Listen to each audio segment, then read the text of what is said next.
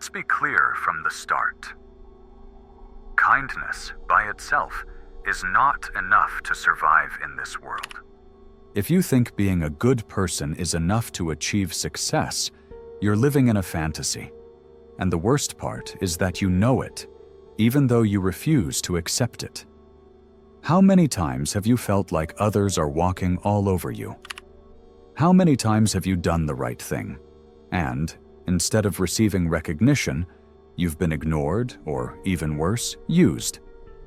You've been taught that being good is enough, that honesty and nobility are rewarded. But the reality is different. The world doesn't reward the good. It rewards those who know how to play their cards well. And this is where Machiavelli comes in. Machiavelli understood something that most people ignore. Human nature is selfish, fickle, and cruel when necessary.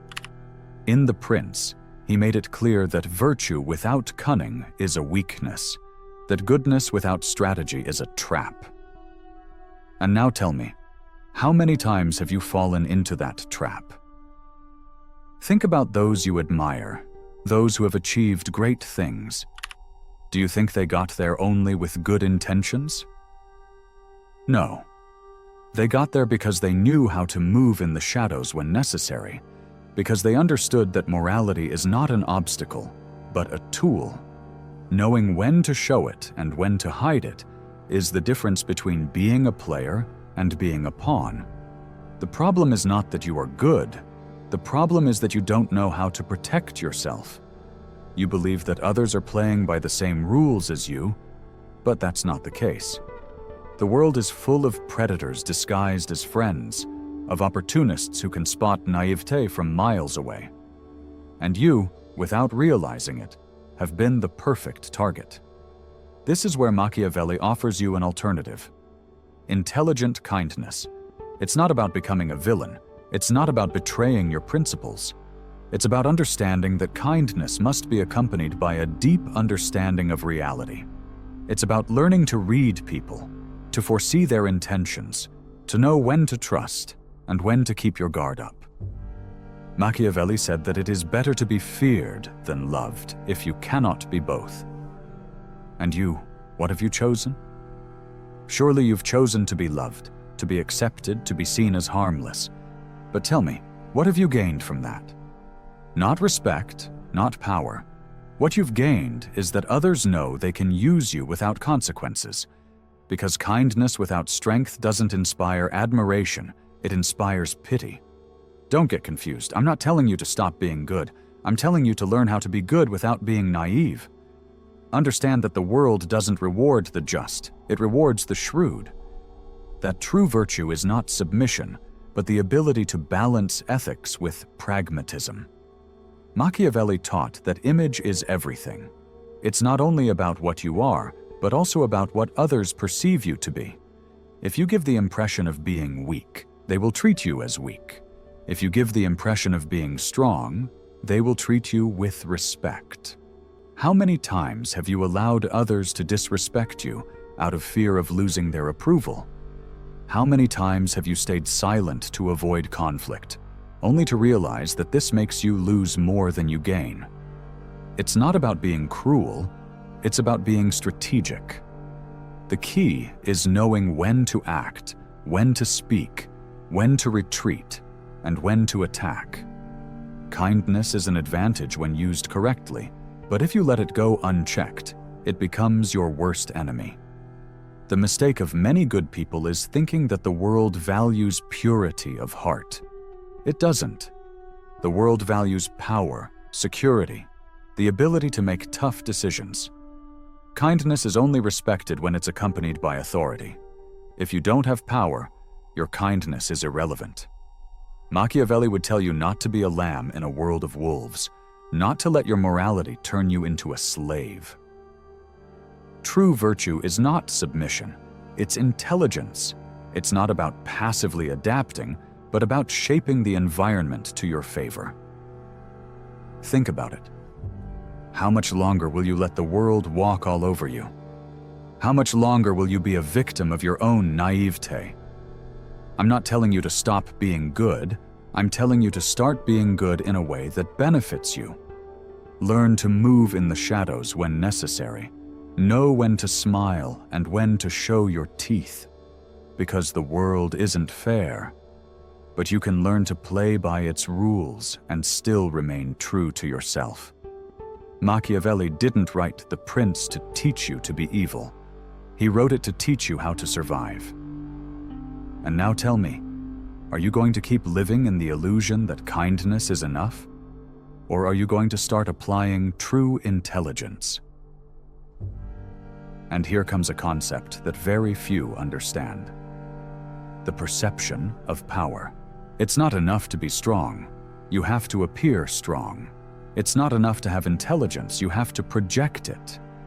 Because in this world, reality matters less than the perception others have of you. Think about this. How many times have you seen an incompetent person go farther than a talented one? How many times have you seen a manipulator rise while a noble and hardworking person remains stuck? This is no accident. People don't follow the good or the just, they follow the one who seems to be in control. The one who knows how to manage their image, the one who projects authority, the one who, even though they don't have all the answers, acts as if they do. And this is where many fail. They believe that the truth, by itself, is enough. That true competence will speak for them. But the world doesn't work that way. The world doesn't reward those who are right. It rewards those who know how to sell their version of the story. Machiavelli understood this perfectly. It's not just about what you are, but about what others believe you to be. Perception is everything. An insecure leader doesn't inspire confidence, even if they're the most prepared. A worker who doesn't know how to make themselves noticed will never be promoted, even if they're the best. A man or woman who doesn't project value will never be desired, even if they have a lot to offer. That's why the key is not just in being, but in mastering the narrative about yourself. Learning to control your image, to create the right impression in every situation. It's not about deceiving, it's about directing the attention of others to what you want them to see. Think about this. In any social interaction, people don't perceive reality as it is. They perceive it through filters of assumptions, prejudices, and emotions. And the question is, are you letting those filters play against you, or are you using them to your advantage? If you're good but seem weak, they will treat you as weak. If you're just but seem soft, they will trample on you. If you're talented but seem insecure, you will be ignored. It's that simple. The art of perception is what separates those who control their destiny from those who are controlled by others.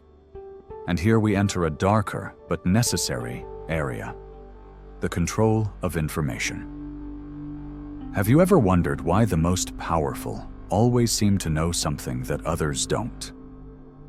Why do those who dominate the game always seem to have an advantage?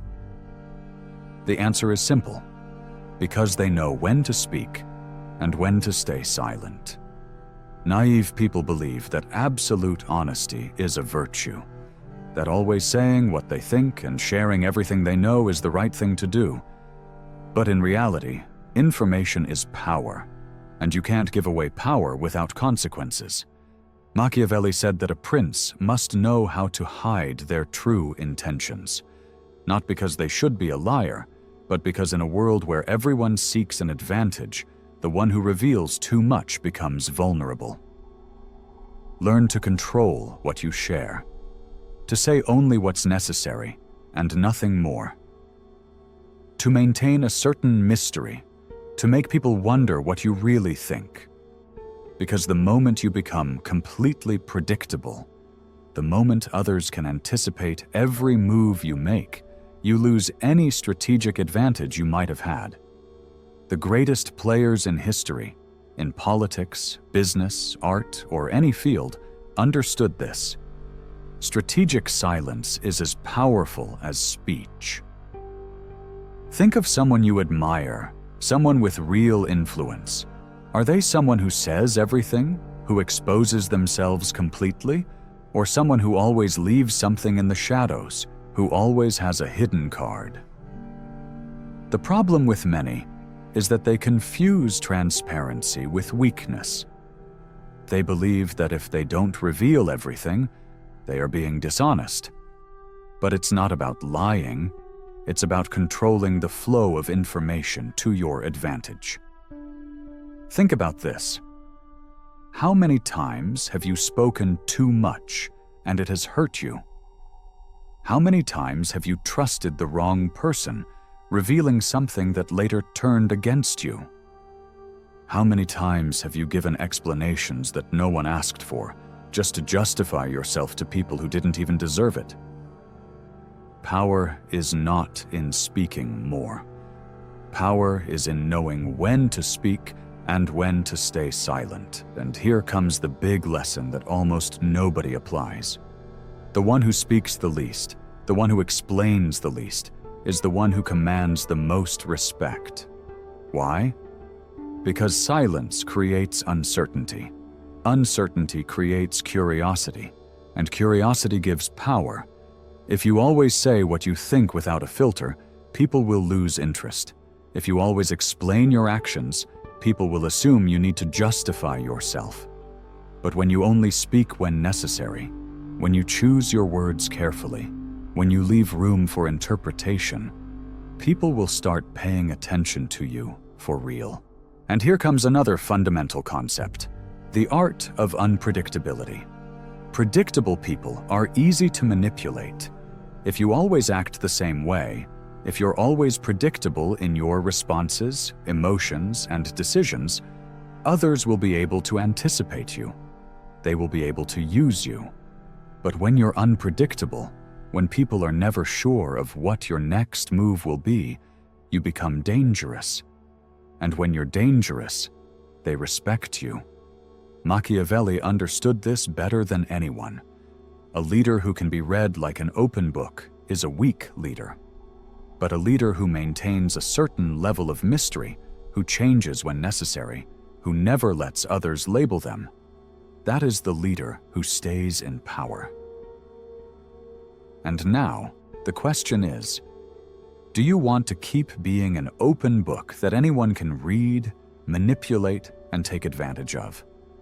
Or do you want to start being a strategist, someone who controls their image, their information, and their unpredictability for their own benefit? Because kindness without strategy is just an invitation to be devoured. The world doesn't change its rules for you.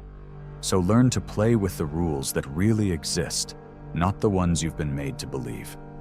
And if you do it well, if you apply what really works, then, for the first time, you will stop being a victim of the system and start being one of the ones who dominate it.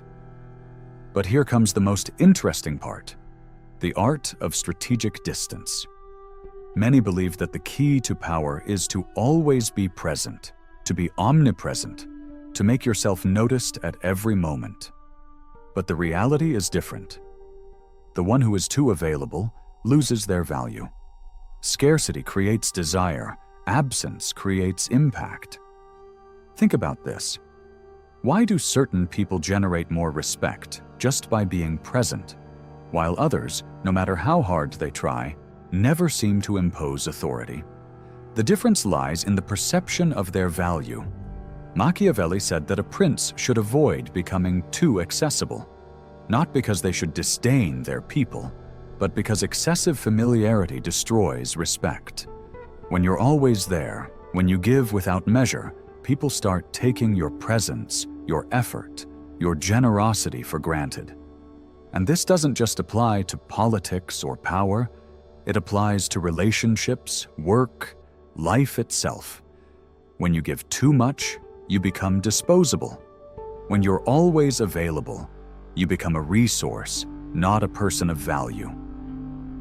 Think about it. How many times have you given everything for someone just to have them not appreciate it? How many times have you been there for everyone, only to be ignored when you need it? It's no accident. It's human nature. What is abundant is despised. What is scarce is valued. That's why you must learn to regulate your presence, to dose your attention, to manage the perception of your availability. Don't always respond immediately. Don't always be within reach of everyone. Make your absence noticed. Make your presence weigh. Because when you learn to disappear at the right moment, when you learn to regulate your energy, people will start looking for you. The problem is that most people fear disappearing. They fear that if they step back, they will be forgotten. But here's the brutal truth. If your only way of being remembered is by always being there, then you were never truly valuable. Those who really have an impact are not the ones who shout the loudest, but those who know how to handle silence, who know when to withdraw and when to reappear. Look at any great figure in history.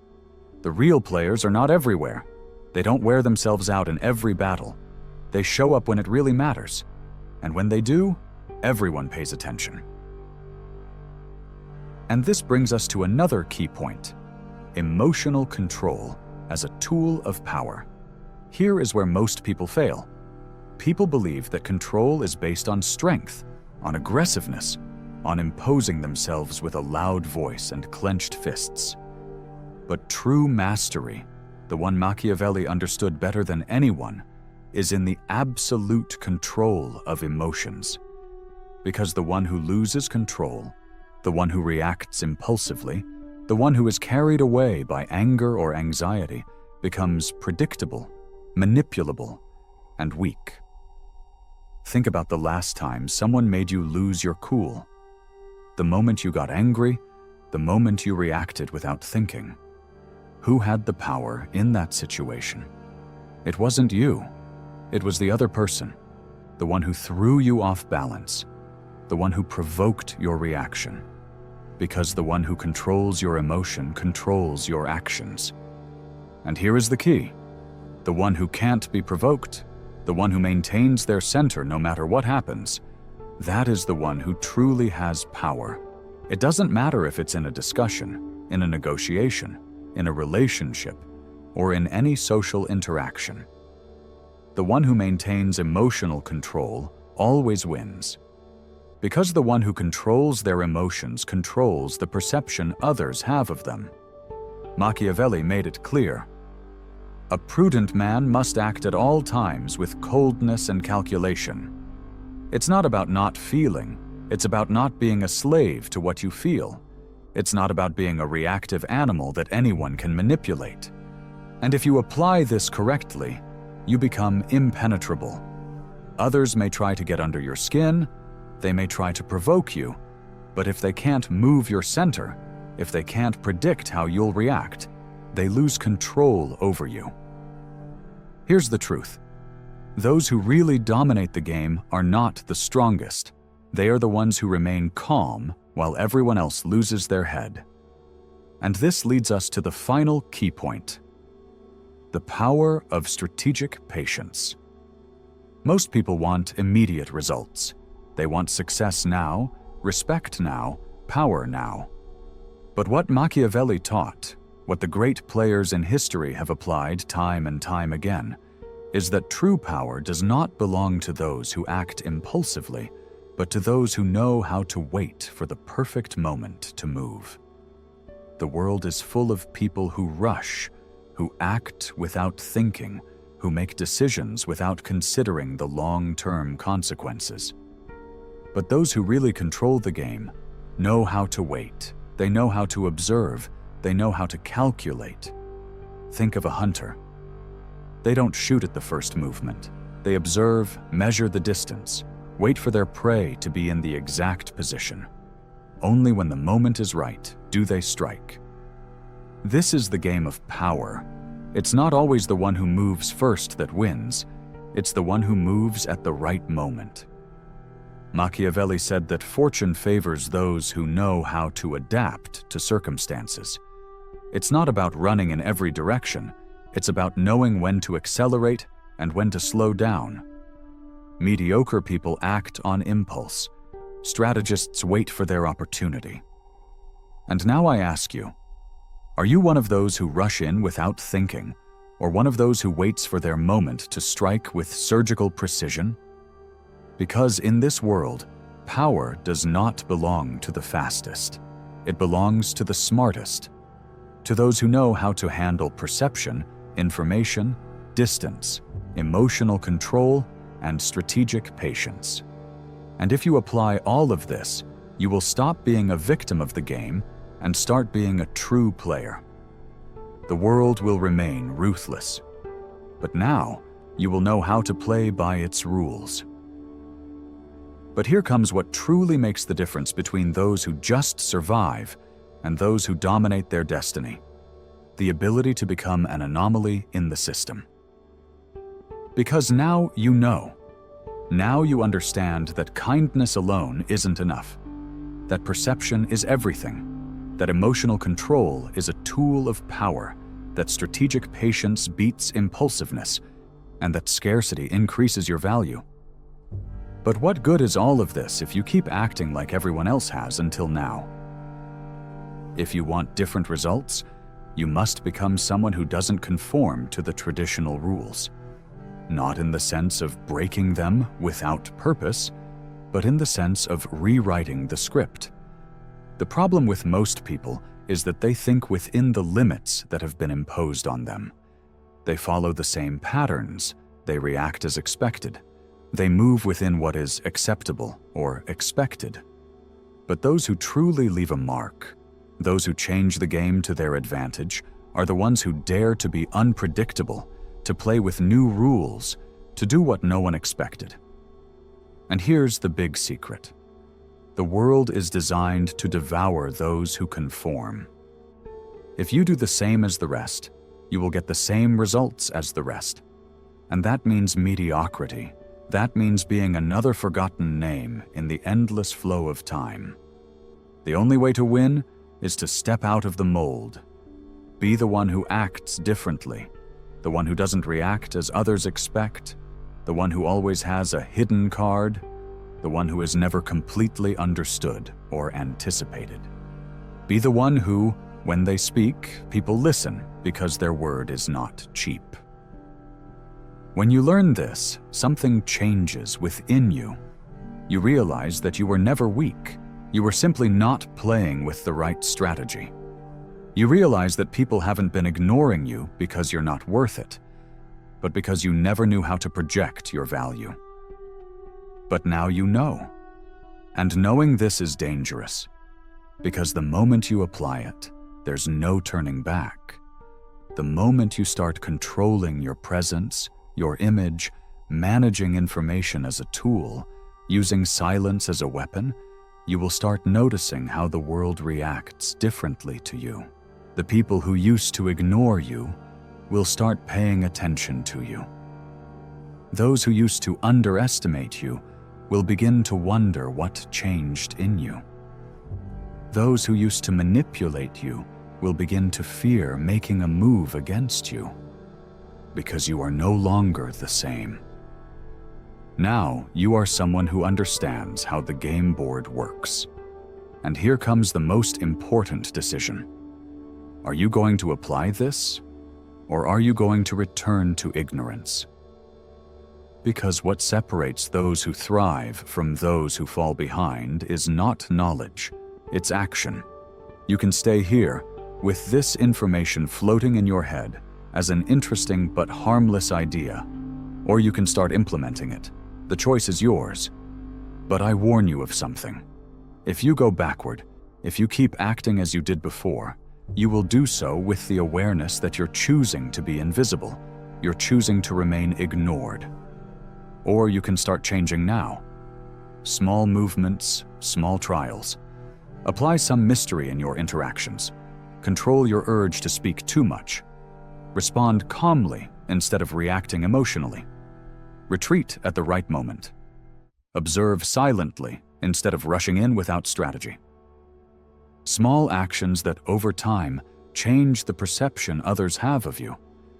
Small actions that when you least expect it will have transformed you into someone who can no longer be ignored. Because the world doesn't remember those who just existed. It remembers those who knew how to play the game. And now tell me, are you ready to play it? If you've made it this far, I want to know who really understood the message. See you in the next video. And remember, don't be another player in the system. Be the one who writes the rules.